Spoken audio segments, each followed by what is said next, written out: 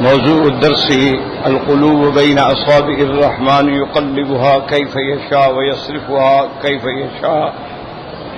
سورة الممتحنة، تفسير ابن كثير. الحمد لله رب العالمين، والصلاة والسلام على أشرف الأنبياء وسيد المرسلين سيدنا محمد وعلى آله وأصحابه أجمعين. اللهم صل على سيدنا محمد وعلى آل سيدنا محمد كما صليت على إبراهيم وعلى آل إبراهيم في العالمين إنك حميد مجيد. أعوذ بالله من الشيطان الرجيم. بسم الله الرحمن الرحيم.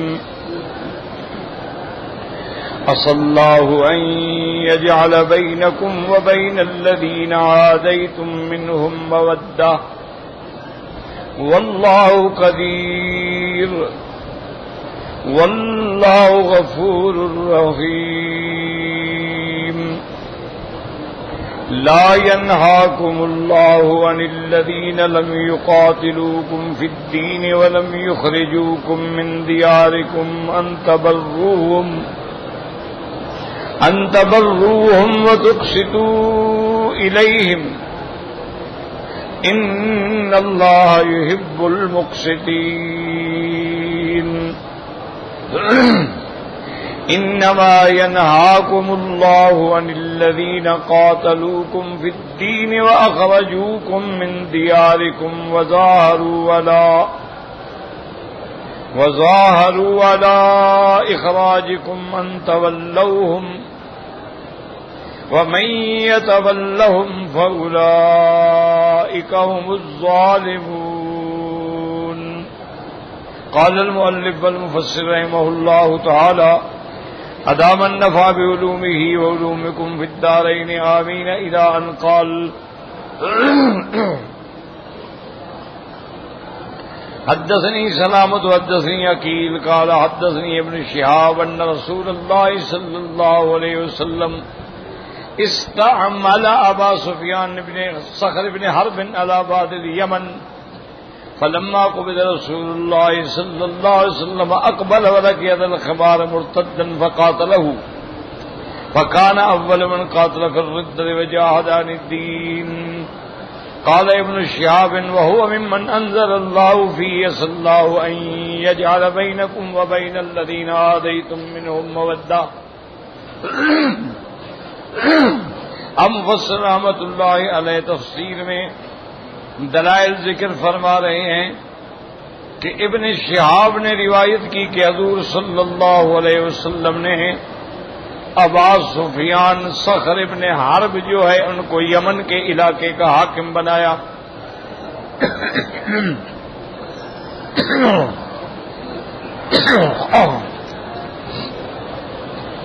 فلما قبض رسول اللہ صلی اللہ علیہ وسلم، جب حضور صلی اللہ علیہ وسلم کی وفات ہو گئی، اقبلا وہ یمن سے واپس آئے. فلقی ذا الخمار مرتدا، ذل خمار اسلام لایا پھر مرتد ہو گیا تو انہوں نے اس سے جنگ لڑی. فکان اول من قاتل فی الردۃ وجاہد عن الدین، تو یہ پہلا شخص ہے جس نے مرتدوں کے خلاف جہاد کیا اور دین کا دفاع کیا. وفی صحیح مسلم عن ابن عباس بن ابا سفیان قال: یا رسول اللہ صلی اللہ علیہ وسلم ثلاث اعطینیہن. قال: نعم. قال: تأمرنی اقاتل الكفار كما كنت اقاتل المسلمین؟ قال: نعم. قال: ومعاویة تجعله كاتبا بین یدیک؟ قال: نعم. قال: وعندي احسن العرب واجمله ام حبیبة بنت ابی سفیان زوجها الحدیث وقد تقدم الكلام علیہ. اب مفسر رحمۃ اللہ علیہ فرماتے ہیں کہ صحیح مسلم کی اس روایت مبارک میں یہ ہے کہ ان ابن عباس، حضرت ابن عباس سے روایت ہے کہ ان ابا سفیان نے حضور صلی اللہ علیہ وسلم کی خدمت میں عرض کیا کہ یا رسول اللہ صلی اللہ علیہ وسلم، مجھے تین چیزیں میں آپ سے مانگتا ہوں، مجھے عطا فرمائیں. آپ نے فرمایا ٹھیک ہے. قال تأمرنی، پہلی چیز تو یہ ہے آپ مجھے حکم دیں اور اسی طرح مجھے بڑا بنائیں. اقاتل الکفار کما کنت اقاتل المسلمین، تاکہ میں کفار سے جنگ لڑوں جیسے پہلے مسلمانوں کے خلاف لڑتا تھا. آپ نے فرمایا ٹھیک ہے. انہوں نے کہا یا رسول اللہ مہربانی کریں کہ حضرت معاویہ کو اپنا کاتب بنا لیں تاکہ وہ آپ کے سامنے ہمیشہ موجود رہے. آپ نے فرمایا یہ بھی قبول ہے. اور اس کے بعد اس نے کہا کہ یا رسول اللہ سب میرے گھر میں احسن العرب واجملہ، عرب کی سب سے بہتر لڑکی، سب سے خوبصورت لڑکی میری بیٹی ام حبیبہ ہے. میں چاہتا ہوں کہ آپ اس سے شادی فرما لیں. الحدیث، تو یہی میں نے کل بھی عرض کیا تھا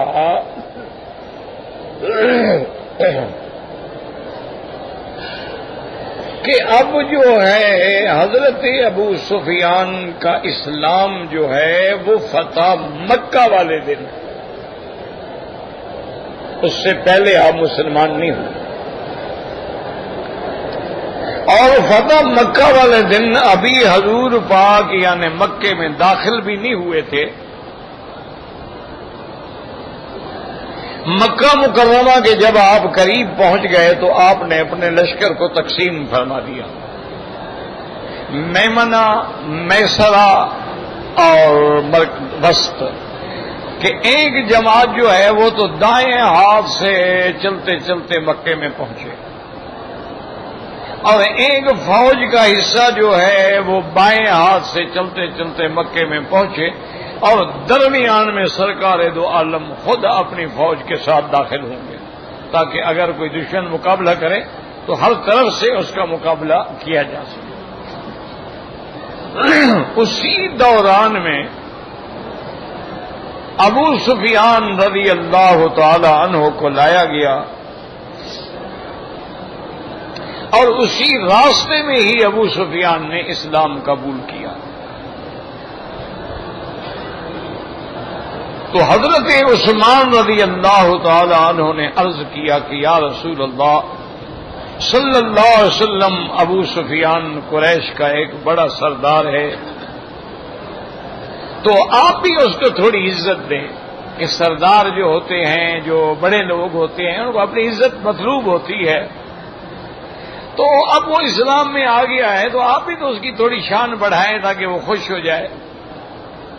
تو حضور صلی اللہ علیہ وسلم نے اعلان فرما دیا کہ من دخل الحرم، جو اللہ کے حرم میں داخل ہو جائے اس کو امان. ومن دخل دار ابی سفیان، اور جو ابی سفیان کی حویلی میں چلا جائے اس کو بھی امان.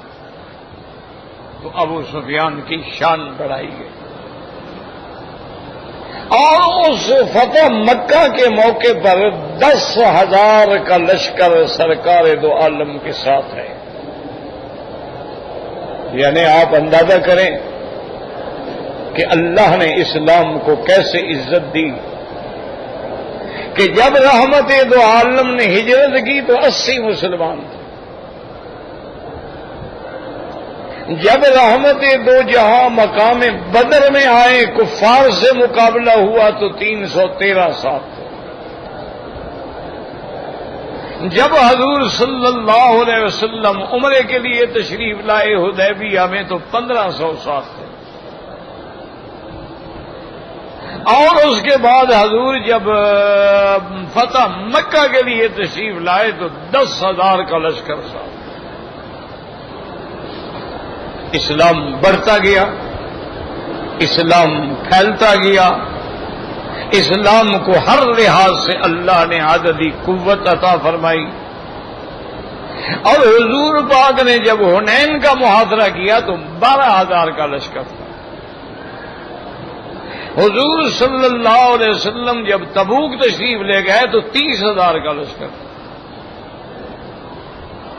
حضور صلی اللہ علیہ وسلم جب حجۃ الوداع پہ تشریف لائے تو 1.25 لاکھ آدمی ساتھ تھا. تو اللہ نے خبر دے دی تھی کہ میرا محبوب اب تیرے دین کو ہم نے غالب کر دیا ہے. یدخلون فی دین اللہ افواجا، اب یہ نہیں کہ ایک ایک مسلمان ہوگا، اب تو فوجوں کی فوجیں مسلمان. کیونکہ دل جو ہے وہ اللہ کے ہاتھ میں ہے، وہ جدھر چاہے پھیر دیں۔ ابھی آپ دیکھ لیں کہ بڑے بڑے حادثے جو گزرے ہیں اسلام کے خلاف، ان 4-5 سالوں میں جس طرح کفر نے اسلام کو مٹانے کی کوشش کی ہے، طاقت سے، قوت سے، فکری جنگ سے، اور نعوذ باللہ مسلمانوں کی ذلت سے، اتنا تیزی سے اسلام بڑھا ہے۔ یعنی اسپانیہ کے علاقے 5 لاکھ لوگ مسلمان ہوئے،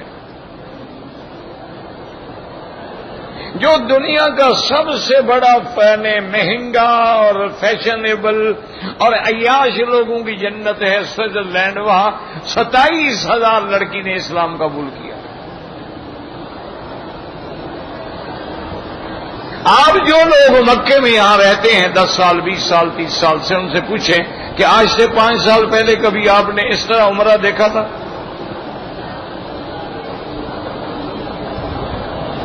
ہم جب بچے تھے، پڑھتے تھے، یہاں قرآن شریف یاد کرتے تھے، ہمیں یاد ہے کہ عید رمضان کی جب آتی تھی نا، تو عید والی رات جو ہے 3-4 دن کے لیے روٹیاں اور کوئی جبنا اور کوئی حلاوہ اور کوئی چیز اور کچھ یہ خرید کر کے گھر میں رکھتے تھے کہ 2-3 دن تو کچھ ملنا ہی نہیں، مکے میں بندہ ہی نہیں ہوگا۔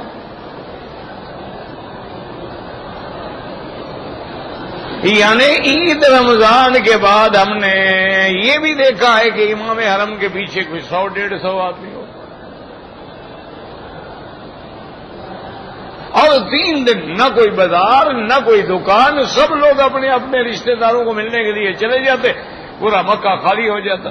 کوئی تفریح کے لیے باہر چلے جاتے، کوئی طائف چلا جاتا، کوئی ہدا چلا جاتا، کوئی باہر چلا جاتا، مکہ خالی ہو جاتا۔ یعنی روٹی نہیں ملتی تھی کہ دکان ہو تو کہاں سے روٹی خریدو۔ اچھا، ہم لوگوں کے لیے تو پھر بھی کچھ آسانی ہوتی ہے، ہم آٹا گھر میں رکھتے ہیں، خود روٹیاں پکا لیتی ہیں عورتیں۔ عرب میں تو یہ رواج ہی نہیں ہے نا، وہ تو روٹی پہ دکان سے خریدتا ہے، کوئی ہب لے گا، کوئی شامی لے گا، کوئی سمولی لے گا تو دکان سے۔ وہ میرے ایک دوست تھے پنجاب سے، فوت ہو گئے، اللہ ان کی قبر پہ رحمت کرے۔ تو ایک دن مجھے کہنے لگے مکی صاحب یہاں تو بڑے مزے ہی مزے ہیں۔ میں نے کہا کیسے؟ کہنا جی روٹی پکی پکائی ہے تے قبر کھٹی کھٹائی ہے۔ کہنا روٹی دکان تو لے لو، قبر تیار ہے، چکو مردہ تے سٹو۔ مزہ ہی مزہ ہے۔ بات ٹھیک تھی بیچارے کی، اس کا عقل جتنا تھا بات اس نے اچھی کی۔ تو بہرحال ابو سفیان تو اسلامی فتح مکہ کے موقع پہ لے آیا ہے، اس نے کیسے کہا کہ میری لڑکی سے شادی کر لیں؟ لیکن صحیح مسلم کی روایت، اب اتنے بڑی صحیح کتاب کی ایک روایت پر کوئی اعتراض کرنا بھی تو بڑا مشکل ہے۔ لیکن اصل میں ہوتا کیا ہے کہ راوی کو بات کہنے میں مغالطہ لگ جاتا ہے، انسان ہے۔ یہ تو ہے بات کہ ابھی حضور پاک نے ہجرت بھی نہیں فرمائی تھی۔ یہ جس جگہ بیٹھے نا، اس سے سامنے دار الندوہ تھی، دار الندوہ جہاں کفار کا یعنی ایک جمع ہونے کا مرکز تھا، یہ دار الندوہ تھا۔ یعنی یہاں بیٹھتے تھے، جو مشورے کرنے ہوتے تھے کرتے تھے۔ تو انہوں نے ایک دفعہ جمع ہو کے بات کی کہ بھائی حضور صلی اللہ علیہ وسلم نے دعوی نبوت کر دیا ہے، اور روز بروز بہرحال تھوڑا تھوڑا تھوڑا لوگ اسلام میں داخل ہو رہے ہیں،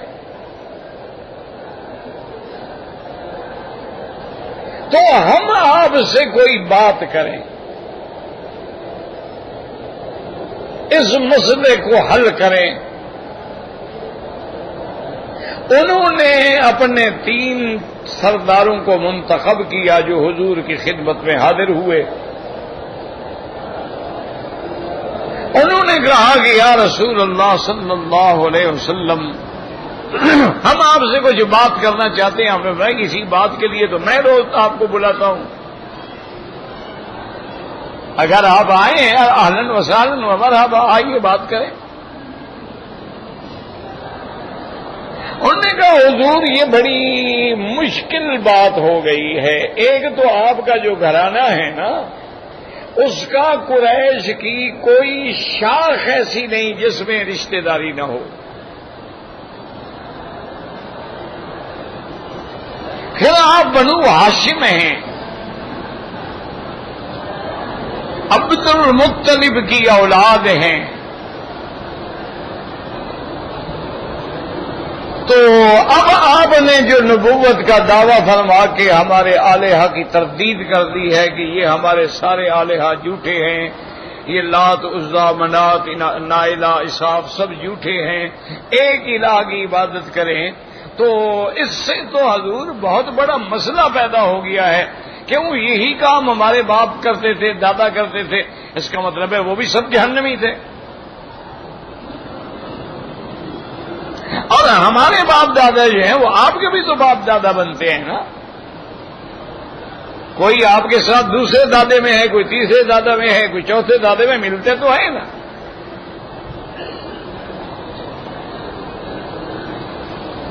یا رسول اللہ آپ نے کیا فرما دیا کہ شتمت آلہتنا و صفحت احلامنا و آباءنا، آپ ہمارے خداؤں کو گالیاں دیتے ہیں اور آپ ہمیں پاگل سمجھتے ہیں، ہمارے آبا اجداد بھی پاگل تھے جو یہ کام کرتے تھے۔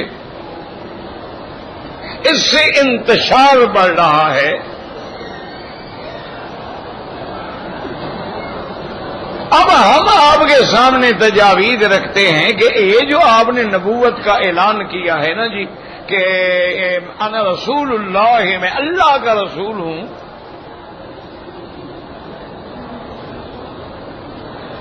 اور مجھ پہ اللہ نے وحی اتاری ہے، تو حضور اب مسئلے کا حل جو ہے نا ہم آپس میں یہ کر لیتے ہیں کہ اگر اس نعرے سے آپ کو شوق تھا لیڈر بننے کا، مکے کا سردار بننے کا، لوگ نیا نیا نعرہ دیتے ہیں کہ لوگ بیچارے بھاگ کے آ جائیں، اس کے بعد اپنا کام ہو گیا، پھر لوگ مریں جہاں نہیں نکلے جائیں جہنم میں۔ ہم نے ایک نعرہ دیا، لوگوں کو پاگل بنایا، ووٹ لیے، جاؤ بھاگ جاؤ۔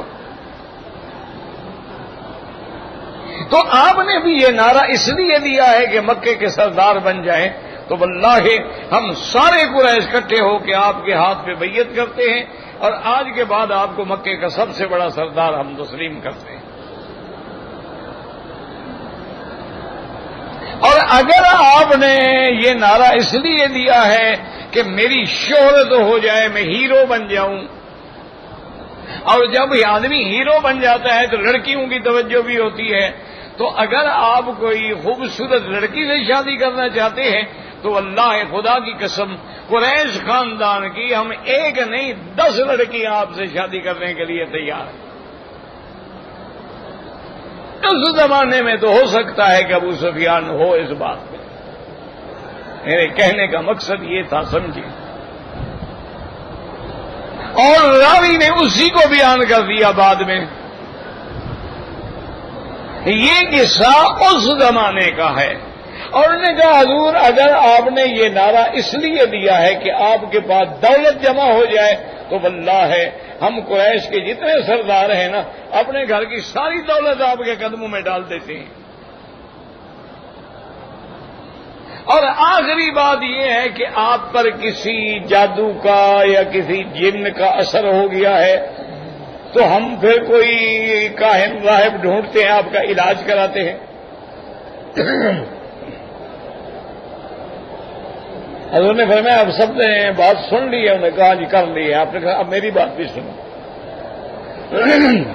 انہوں نے کہا تم تو مکے والے کی دولت اور لڑکیاں پیش کرنا چاہتے ہو، اگر سورج ایک میرے ہاتھ پہ رکھ دو اور چاند دوسرے ہاتھ پہ رکھ دو، یعنی جہاں تک چاند سورج کی سلطنت ہے مجھے دے دو، واللہ میں ٹھوکر مار سکتا ہوں لیکن اللہ کی توحید نہیں چھوڑ سکتا۔ میں نے کبھی تمہارے خداؤں کو گالی نہیں دی، میں نے کبھی تمہارے آلہہ کو برا نہیں کہا، میں نے تو ایک ہی بات کہی ہے کہ الہ ایک ہے، قولوا کلمۃ تفلحوا لا الہ الا اللہ محمد الرسول اللہ، کوئی معبود برحق نہیں مگر اللہ۔ یہ جن کو تم اپنے ہاتھوں سے بناتے ہو، اپنے ہاتھوں سے کبھی دھوپ میں کبھی سورج میں رکھتے ہو، جو مکھی بیٹھ جائے اڑانے کی طاقت نہیں رکھتے، یہ تمہارے خدا ہے؟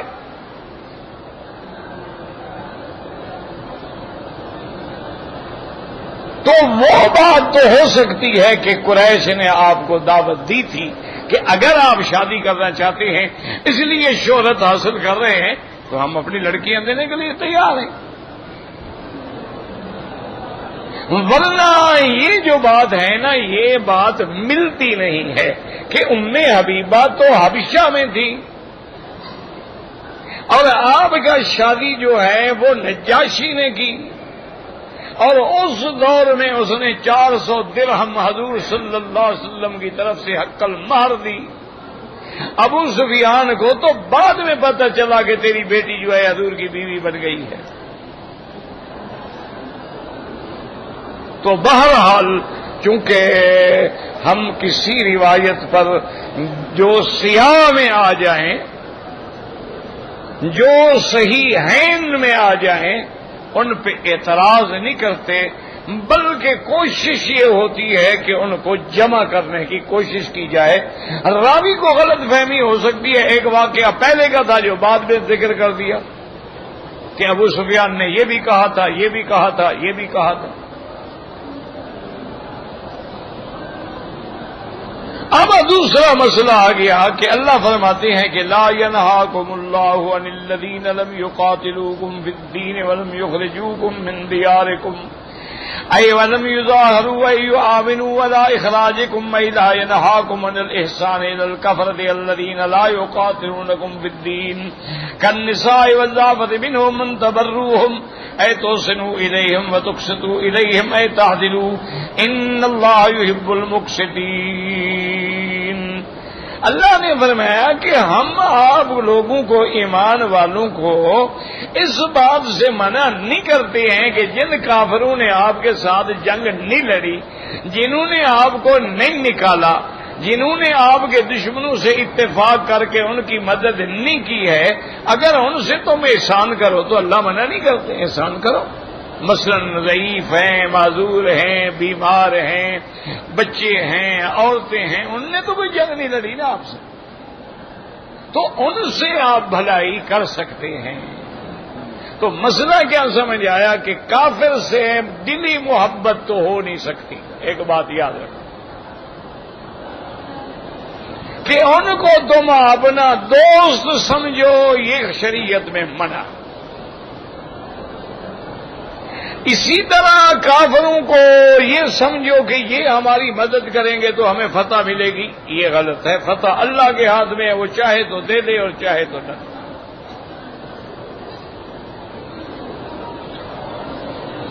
اللہ تبارک و تعالی جب اپنے بندوں کی مدد کرتے ہیں نا، تو مجاہدین نے تو دریاؤں میں گھوڑے ڈال دیے۔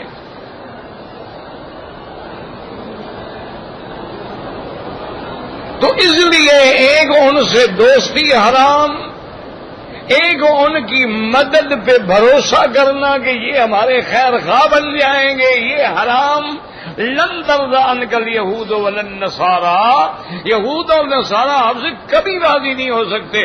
آپ بندے مروا دیں، بچے مروا دیں، کچھ کر دیں، ہاں جب تک اپنا دین چھوڑ دیں پھر ہو سکتا ہے مہربان ہو جائیں۔ دو باتیں۔ تیسری بات یہ ہے کہ اگر ایک کافر تو ہے لیکن اس کا ہمارے ساتھ کوئی لڑائی نہیں، کوئی جھگڑا نہیں، کبھی اس نے ہم سے قتال نہیں کیا ہے، اور وہ تمہاری مدد کا محتاج ہو گیا ہے، تو اس کی مدد کرنا جائز ہے، وہ انسان ہے۔ کافر ہے تو کیا ہو گیا؟ تو اس لیے اللہ نے فرمایا ہم نے ان سے تو تمہیں منع نہیں کیا، ان تبروہم، یعنی تحسنوا الیہم، ان پہ احسان کرو، ان کے ساتھ انصاف کرو۔ اور یہ بھی یاد رکھیں ایک لفظ ہوتا ہے قسط، وَأَقِيمُوا الْوَزْنَ بِالْقِسْطِ، اسی طرح جیسے یہاں اللہ نے فرمایا کہ انت بروہم وتقسطوا الیہم، تو یاد رکھو قسط، مقسطین مانا محسنین، عدل کرنے والے، قسط بمانا عدل ہے۔ اور ایک لفظ ہوتا ہے قاسط، تو اس کا معنی ہوتا ہے جائر اور ظالم، حالانکہ لفظ ایک ہے، مادہ ایک ہے، لیکن دونوں میں آسمان و زمین کا فرق ہے۔ آپ قرآن پاک دیکھیں نا، وَسِيقَ الَّذِينَ كَفَرُوا إِلَىٰ جَهَنَّمَ زُمَرًا، سیکا کہ جب کافروں کو چلا کے لے جائیں گے جماعتوں کی جماعتیں جہنم کی طرف، تو لفظ ہے سیکا، ساقا یسیکو، اور آگے وَسِيقَ الَّذِينَ اتَّقَوْا رَبَّهُمْ إِلَى الْجَنَّةِ زُمَرًا، اور جب جنت والوں کو چلا کے جنت کی طرف لے جائیں گے، وہاں بھی لفظ سیکا ہے، یہاں بھی لفظ سیکا ہے، لیکن کافروں کا لے جانا جو ہے وہ ذلت و اہانت کے ساتھ ہوگا، ان کے گلے میں زنجیریں ہوں گی، فرشتے مار مار کے ان کو لے جا رہے ہوں گے، اور مومنوں کو اکرام اور عزت و سلام کے ساتھ لے جائیں گے۔ لفظ تو ایک ہے لیکن دونوں کا انداز بدل گیا۔ تو اس لیے یاد رکھنا کہ ایک لفظ ہے قسط، مقسطین، یہ تو اللہ کا حکم ہے کہ عدل کرو، وزنوا بالقسطاس المستقیم، اور ایک لفظ آتا ہے قاسط، اس کا معنی ہوتا ہے ظالم۔ یہ بڑا عجیب ایک واقعہ ہے کہ حضرت سعید ابن جبیر، حجاج ابن یوسف نے ان کو بلایا۔ سعید ابن جبیر جو ہیں اپنے وقت کے اولیاء اللہ میں ہیں اور بہت بڑے محدث ہیں، بہت بڑے امام ہیں، اللہ ان کی قبر پہ کروڑوں رحمتیں فرمائے، بڑے عظمتوں والے اور حق بات کہنے والے۔ تو حجاج ناراض تھا تو اس نے ان کو بلایا۔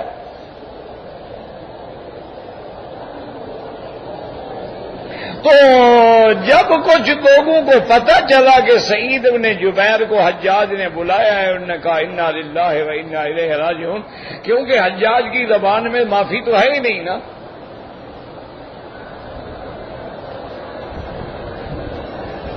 اور تو چھوٹی سی بات پہ بھی سزائے موت، سزائے موت، اور کچھ جانتا ہی نہیں۔ اور سعید ابن جبیر بھی ان لوگوں میں ہیں جو ہمیشہ حق کا کلمہ کہتے ہیں، وہ بھی حق کہنے سے بعد نہیں آئیں گے کہ افضل الجہاد جو ہے وہ حق کہنا ہے۔ تو لوگ بڑے گھبرائے، انہوں نے کہا اللہ معاف کرے، اللہ معاف کرے۔ آج اتنی بڑی شخصیت معلوم ہوتا ہے بھئی یہ بھی شہید ہو جائیں گے۔ سعید ابن جبیر آئے اور آ کے بیٹھ گئے۔ حجاج ابن یوسف نے کہا کہ سعید، مجھے تمہارے بارے میں کچھ خبریں پہنچی ہیں کہ تم میرے بارے میں یہ کہتے ہو، یہ کہتے ہو، اور تم اب اس میری مجلس میں بتاؤ میرے بارے میں تمہاری کیا رائے ہے، تم مجھے کیا سمجھتے ہو؟ تو حضرت سعید ابن جبیر نے بڑے حوصلے سے فرمایا انت قاسط عادل۔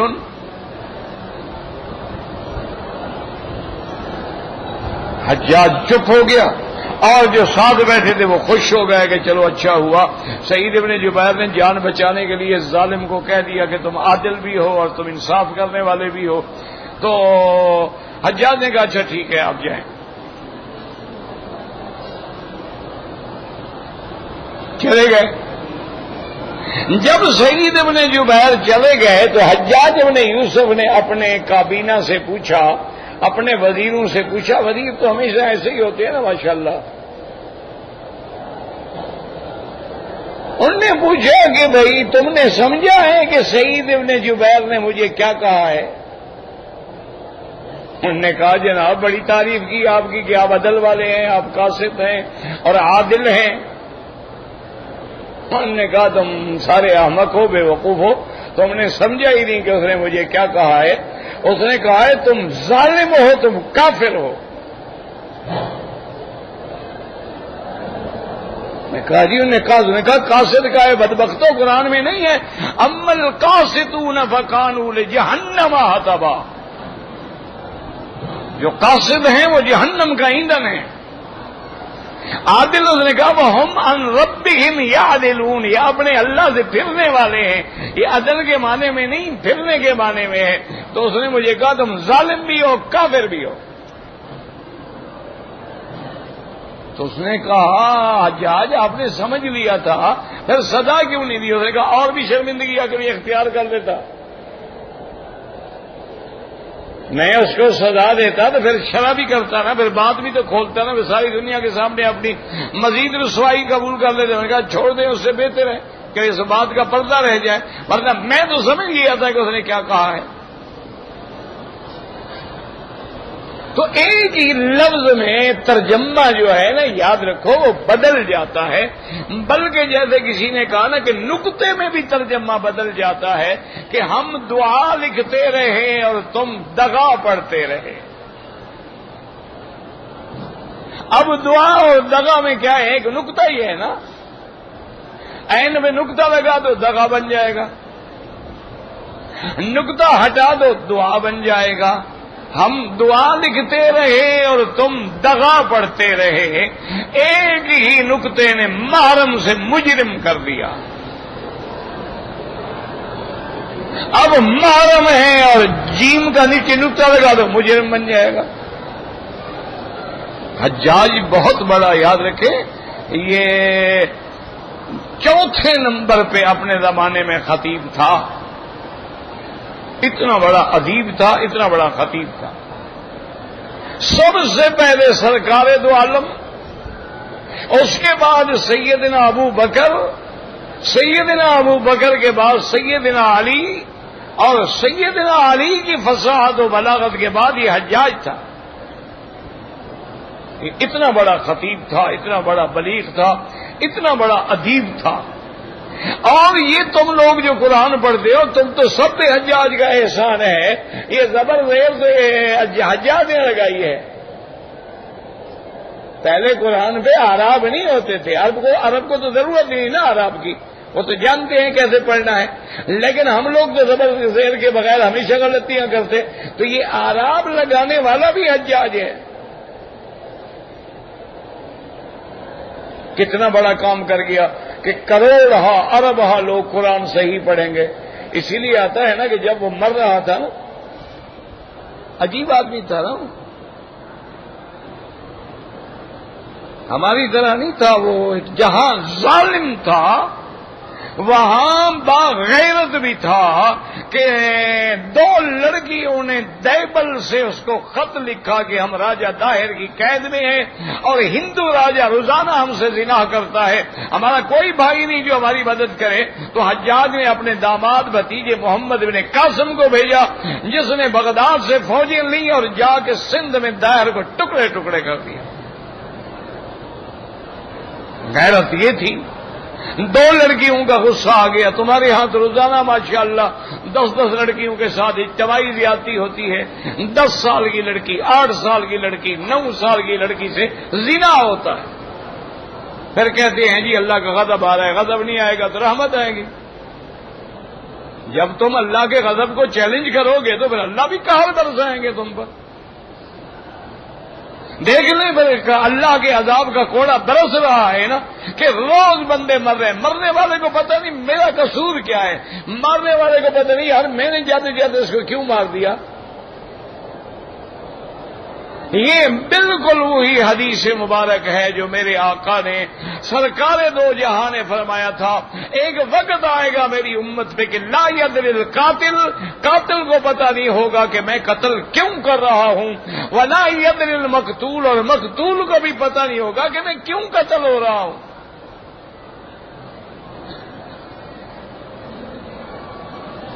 یہ ظالم تھا. اس میں یعنی صرف ظالم نہیں، ظالم هذه الامت، حضور کی امت کا سب سے بڑا ظالم جو ہے وہ حجاج تھا.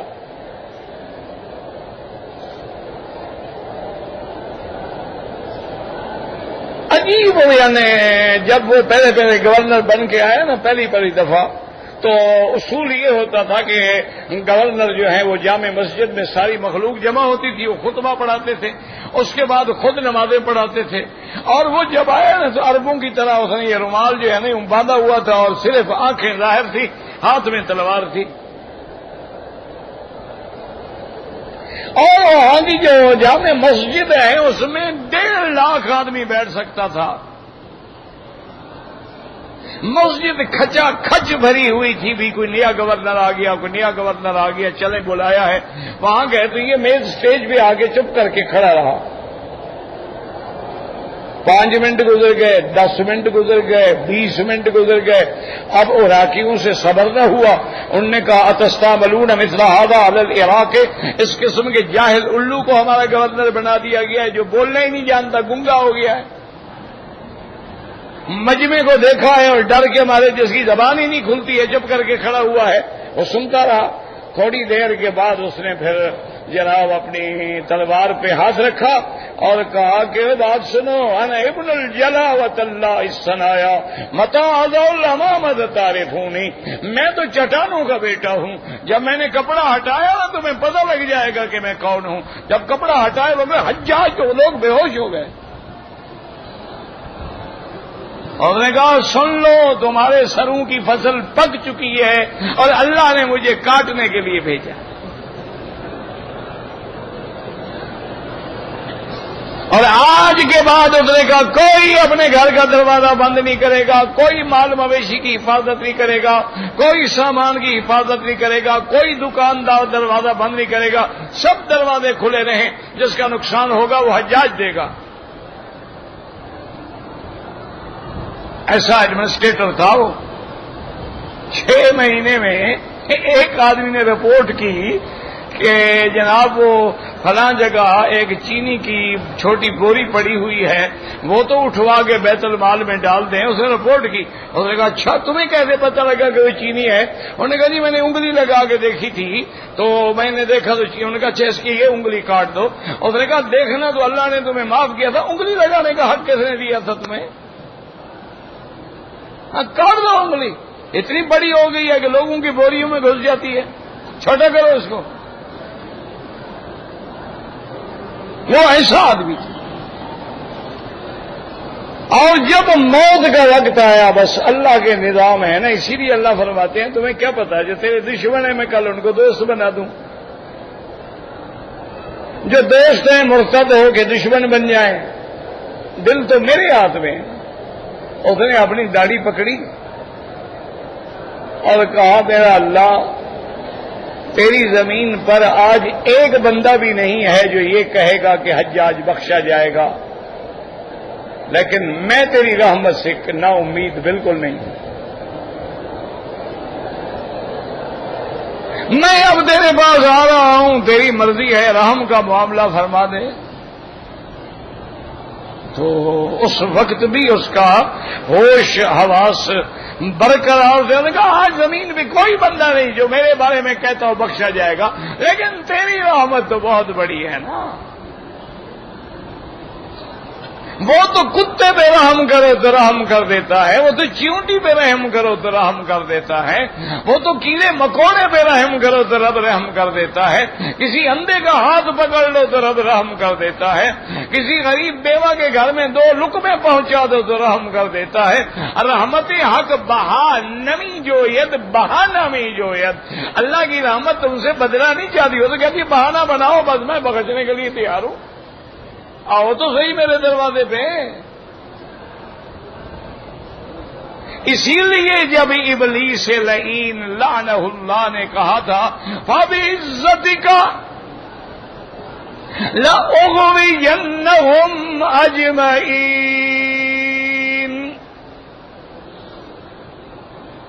اس نے قسم کھائی۔ دیکھیں ابلیس ہے لیکن قسم کس کی کھا رہا ہے؟ ہاں جی، مسلمان کیسی قسم کھاتا ہے؟ مجھے پیر کے پنڈے کی قسم ہے صحیح، ہاں صحیح، مجھے پیر کے آستان کی قسم ہے، مجھے بیٹے کے سر کی قسم ہے جناب، مجھے آنکھوں کی قسم ہے، میں رزق کے اڈے پہ بیٹھا ہوں، مجھے اس اڈے کی قسم ہے، یاد رکھو اللہ کے سوا جب کسی غیر کی قسم کھاتا ہے آدمی کافر ہو جاتا ہے۔ یہ معمولی گناہ نہیں ہے، اس کو مذاق نہ سمجھا کریں۔ من حلف بغیر اسم اللہ فقد اشرک، حضور نے فرمایا اللہ کے نام کے سوا کسی کی قسم کھاؤ تو مشرک ہو جاؤ۔ لعین ہے، ملعون ہے، مرجوم ہے، مردود ہے،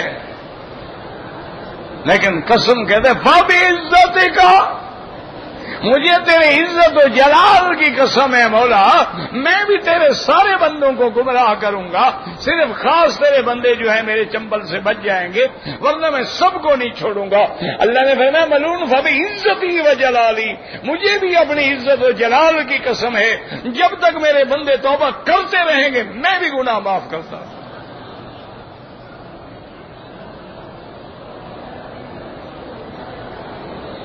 اس لیے حدیث میں آتا ہے کہ اگر تیرے گناہ ریت کے ذروں کے برابر ہیں، اگر تیرے گناہ بارش کے قطروں کے برابر ہیں، تیرے گناہ درختوں کے پتوں کے برابر ہیں، اللہ فرماتا تو آ تو صحیح میرے دروازے پر،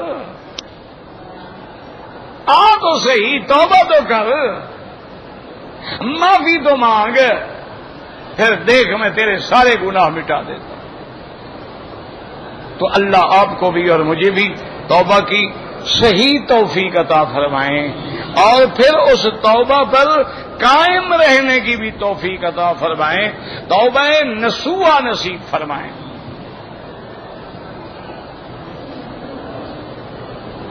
کہتے جی کہ معراج النبی آج کی رات ہے یا کل کی رات ہے۔ دیکھیں میرے عزیز ایک بات یاد رکھیں،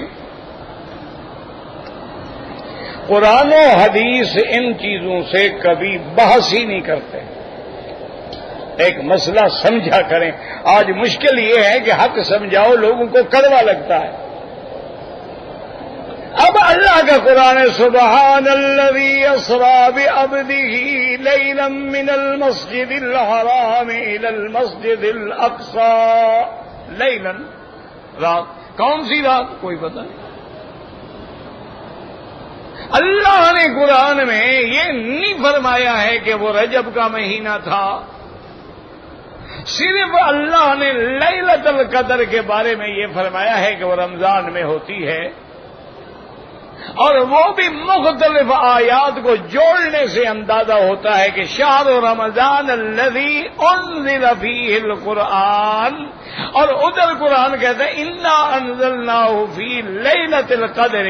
تو اب ابن عباس نے سمجھا کہ بھئی لیلۃ القدر جو ہے وہ رمضان میں ہوتی ہے، ورنہ بعض علماء تو کہتے ہیں سارے سال میں لیلۃ القدر کبھی ہوتی ہے، رمضان میں ہونے کا زیادہ چانس ہے۔ اس لیے ہمیشہ یاد رکھیں قرآن و حدیث میں تو یہ ہے ہی نہیں کہ وہ کون سا مہینہ تھا، وہ رجب تھا، وہ 27ویں رجب تھی، وہ کون سی رات تھی، نہ قرآن میں ہے نہ صحیح حدیث میں ہے۔ بعض آثار و روایات سے علماء نے لکھا ہے کہ 27 رجب تھی، لیکن کوئی ہمیں دلیل نہیں ملتی ہے وزنی۔ اچھا پھر یہ بھی دیکھیں، مثلا آج رات یہاں جو ہے یہ 28، کل 27 کی رات تھی، آج 28 کی ہے، تو آپ کے ملک میں کیا ہوگا؟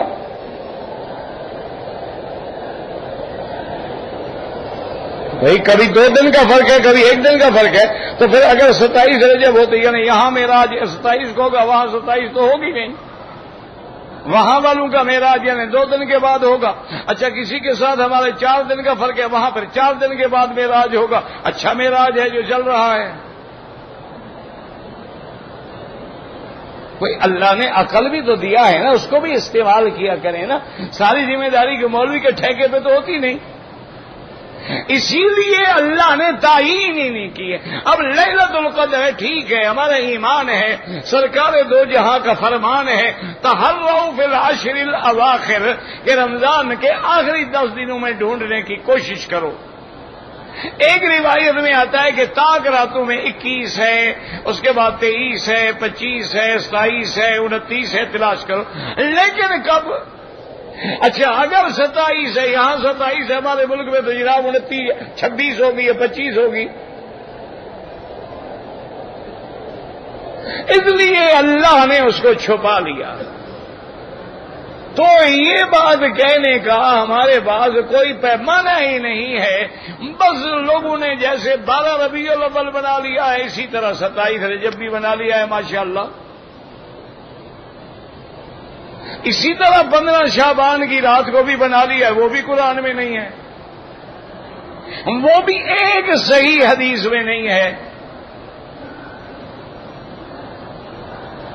ایک صحیح علماء کے قول ہیں، میں احترام کرتا ہوں، لیکن صحیح حدیث کوئی نہیں.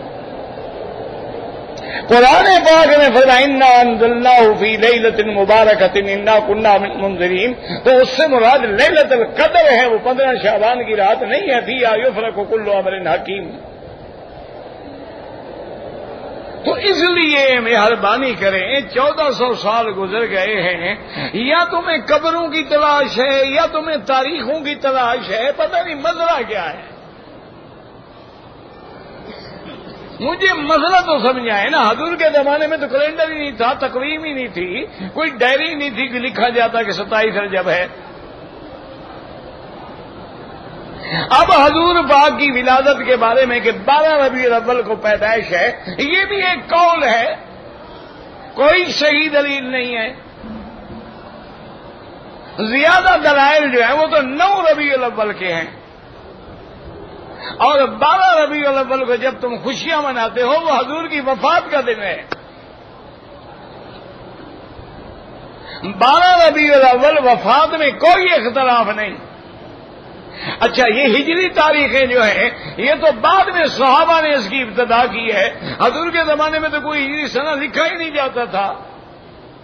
سرکاریں تو جہاں کے زمانے میں تو پورا قرآن ایک دفعے میں قرآن ہی نہیں لکھا گیا، تو یہ تاریخیں کون لکھتا؟ قرآن یوں لکھا تھا، سینوں میں موجود تھا. قرآن یوں لکھا تھا کہ اس صحابی کے بعد 5 صورتیں ہیں، اس کے بعد 10 ہیں، اس کے بعد 2 ہیں، اس کے بعد 1 ہے، اس کے بعد اس طرح قرآن موجود تھا، لیکن جمع نہیں تھا. بس ہم مسلمان ہیں ماشاءاللہ، کبھی ہم آدم علیہ السلام کی قبر ڈھونڈ رہے ہیں اور کبھی ہم تاریخیں ڈھونڈ رہے ہیں، کیونکہ ہم نے سالگرہ بنانی ہے.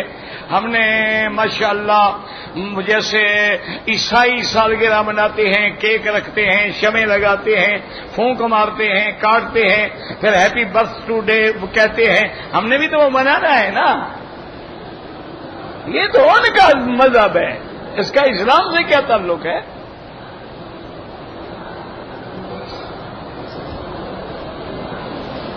بھائی مجھے نہیں پتا، بچیاں بالوں پہ کالا پتھر، مجھے کیا پتا کیا بلا ہے. اگر حضور کی زیارت ہو خواب میں ہو سکتی ہے، اللہ نصیب فرمائے آپ کو بھی ہمیں بھی. لیکن یاد رکھیں کہ پہلے شمائل ترمذی آپ دیکھیں، حضور کا حلیہ مبارک یاد کریں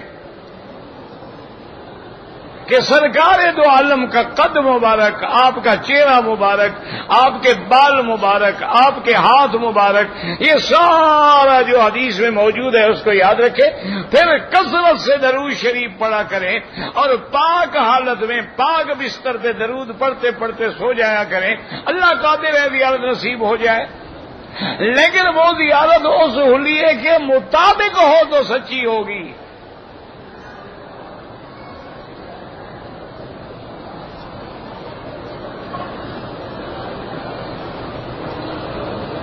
یہاں پردے کا خیال نہیں رکھا جا رہا. بہرحال اللہ پاک نے آپ کو جذبہ دیا ہے، آپ بھی دعا کریں، ہم بھی دعا کریں گے. اللہ مسلمانوں کو ہدایت دے کہ اپنی بیٹیوں کو، بہنوں کو، گھر والوں کو پردے کا پابند کریں، اور جیسے عورتوں کے لیے جگہ ہے وہاں بٹھائیں، مردوں کی نمازیں خراب نہ کریں.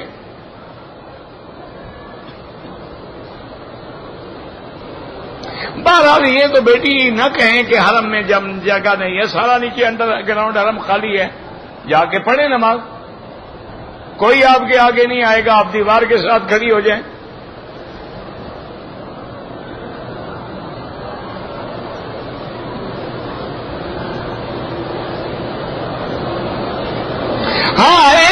حبشی کا آپ نے ذکر فرمایا ہے.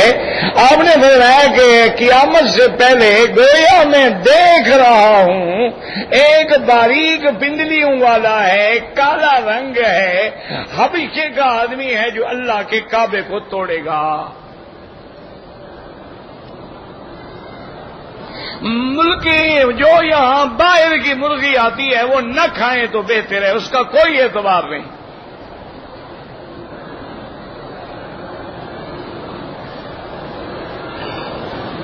نہیں, بالکل استعمال نہ کریں. اگر آپ کو مرغی کھانی ہے تو جو مکے کی کمپنیاں ہیں وہ بالکل ٹھیک ہے, وطنی ہے, فگی ہے, اور بھی کئی ہیں. پڑھنے اوپر کہاں کی ہے.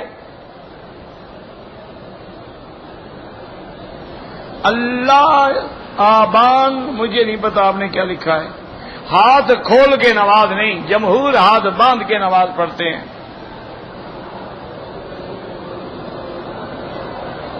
اگر کوئی آدمی فوت ہو گیا ہے اس کے لیے ہم قربانی کریں, بالکل کریں, حج کریں, قربانی کریں, عمرہ کریں. ایک لڑکی گھر سے بھاگ گئی ہے, اللہ معاف کرے, تو اس کے والدین پریشان ہیں. میرا بھائی, کچھ والدین کا بھی قصور ہے. جب لڑکیوں کی آنکھیں بدلنی شروع ہوں ان کے کہنے پہ شادی کر دو, جان چھوڑو. اس بےعزتی سے تو بہتر ہے نا. وہ اگر کہیں شادی کرنا چاہتی ہے, جائے جہنم میں آپ شادی کر دیں اور کہیں نکل جاؤ. اس کے بجائے جو آج آپ رونا رو رہے ہیں اس سے تو بہتر ہے نا. باقی وظیفے پڑھنے سے کیا ہوتا ہے میرا بھائی, اللہ سے دعا مانگو, اللہ پاک رحمت کرے. ویسے علماء نے لکھا ہے کہ سورۃ والضحیٰ پڑھ کے دعا مانگی جائے, ووجدک ضالا فہدیٰ پہ غور کیا جائے تو اللہ رحم کریں گے.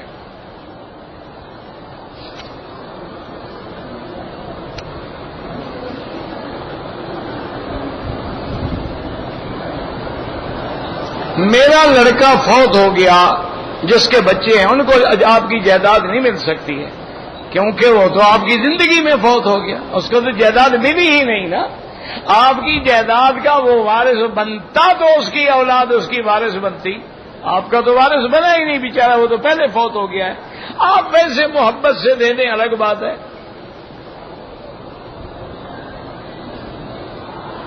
بہرحال ان کو قانون انگریزی کیا ہے مجھے نہیں پتا, اسلام میں نہیں ملے گی.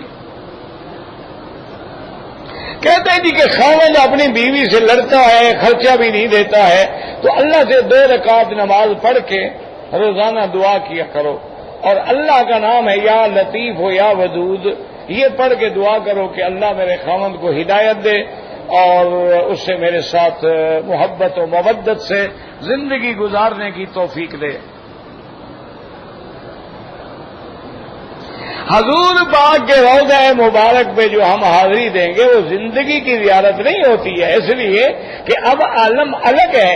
یہ تو زندگی میں زیارت ہے تو ہم سارے صحابی بن جائیں, یہ عقل کی بات ہے بھلا.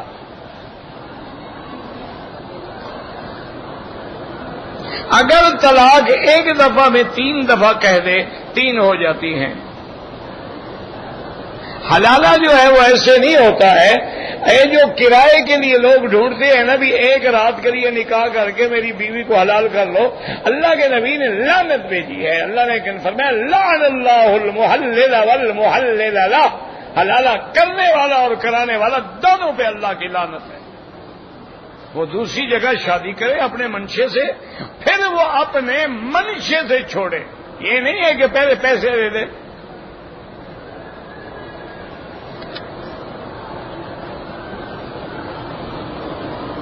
میرے پاس 3 پلاٹ ہیں, اگر وہ پلاٹ آپ نے بزنس کے لیے رکھے ہوئے ہیں تو مارکیٹ ویلیو لگا کے اس کی زکوٰۃ آپ کو دینی ہے. ہر سال اس کی مارکیٹ ویلیو لگائیں, 2.5% ادا کریں. جتنا سونا ہے اس کی قیمت لگا کے 2.5% زکوٰۃ ادا کریں.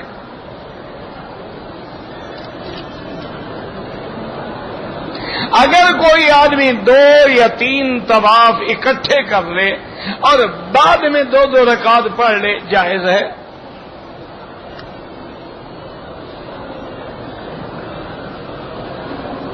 کہتے ہیں جی کہ جو سبق پڑھتے ہیں ان کی پشت ہوتی ہے کعبے کی طرف, کوئی حرج نہیں.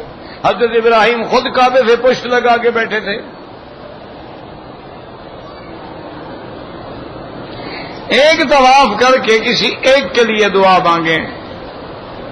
کہتا جی کہ داڑھی کا ذکر قرآن میں آیا ہے. بالکل آیا ہے. اللہ کے نبی نے فرمایا ہے کہ حضرت موسیٰ علیہ السلام جب غصے میں آئے تو ہارون علیہ السلام کی داڑھی پکڑی. انہوں نے کہا لا تاخذ بلحیتی ولا براسی. تو اگر داڑھی نہ ہوتی تو کیسے پکڑتے؟ اور دوسرا قرآن میں ہے کہ ما آتاکم الرسول فخذوہ، جو میرا محبوب دے لے لو اور جس سے روکے رک جاؤ. تو داڑھی تو حضور پاک نے دی.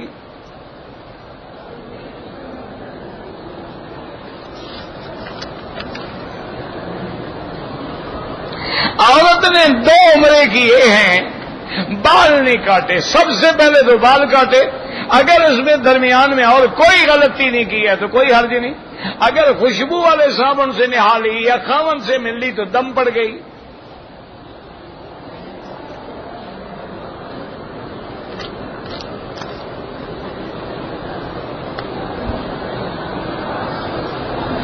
کہتے جی کہ ہمارے ہاں اجتماع ہوتا ہے اور سپیکر کے بغیر تو کوئی بات نہیں، وہ زیادہ اچھی بات ہے. یہاں تو لاکھوں کا مجمع ہے نا، سپیکر نہ ہو تو کسی ایک کی نماز بھی نہیں ہوگی. وہاں تو 4000 ہوتا ہے. 4000 کو تو مقدر کی آواز پہنچ جاتی ہے. بہرحال تبلیغ کے راستے میں نکلنا زیادہ ثواب ہے. نماز کے بعد کلمہ پڑھنا زور زور سے کسی حدیث میں ثابت نہیں ہے. اذان سے پہلے صلاۃ و سلام پڑھنا خالص بدعت ہے. عورت محرم کے بغیر حج عمرہ نہیں کر سکتی. عمر 50 سال ہے. 50 سال کا کیا فرق پڑتا ہے؟ 50 سال کی عورتیں تو آج کل 20 سال والی سے زیادہ صحت مند ہیں. انہوں نے تو خالص گھی کھائے ہوئے ہیں.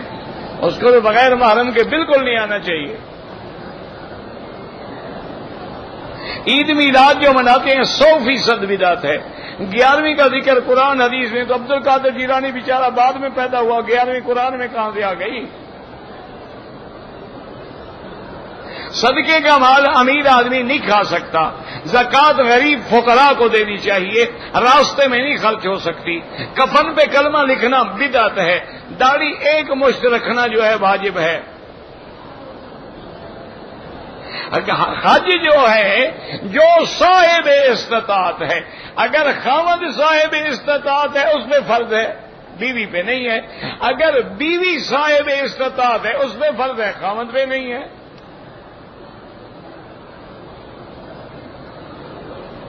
یہ ٹھیک ہے. آپ نے فرمایا کلکم مسئول عن رعیتہ، جو بھی اپنے گھر کا سربراہ ہے وہ اپنے سارے گھرانے کا ذمہ دار ہے.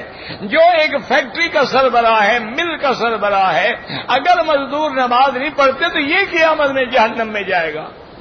تیرے کہنے سے مل چلاتے ہیں، نماز کیوں نہیں پڑھتے؟ اس لیے کہ تم نہیں پڑھتے. تم پڑھو تو وہ پڑھے نا. ان سب کا گناہ تیرے سر ہے. داڑھی کے لیے خط بنائیں، بالکل ٹھیک ہے.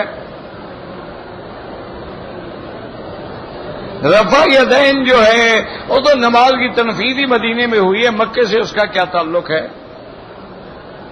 تعویذ گلے میں نہ ڈالیں، پڑھ کے دم کیا کریں. نماز جنازہ بلند آواز سے نہیں پڑھی جاتی.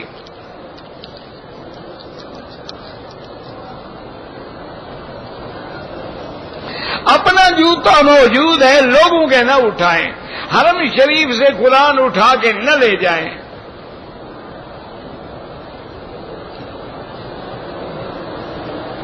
بہرحال میں نے کہا نا، جو لوگ فوت ہو گئے بس ان کو چھوڑ دیں ان کے حال پر. دنیا میں اور کتنی کتابیں ہیں، تفسیریں ہیں جو غلط لکھی گئی ہیں.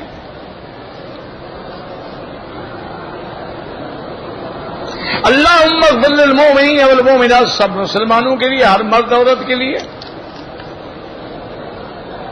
فرض قرآن سے ثابت ہوتا ہے، اس کے بعد واجب کا درجہ، پھر سنت مؤکدہ کا درجہ ہے.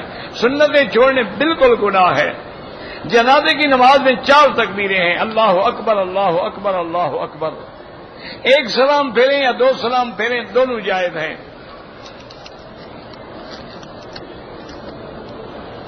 قبلے کی طرف پیر کر سکتے ہیں اگر نیت میں بے ادبی نہ ہو تو کوئی حرج نہیں.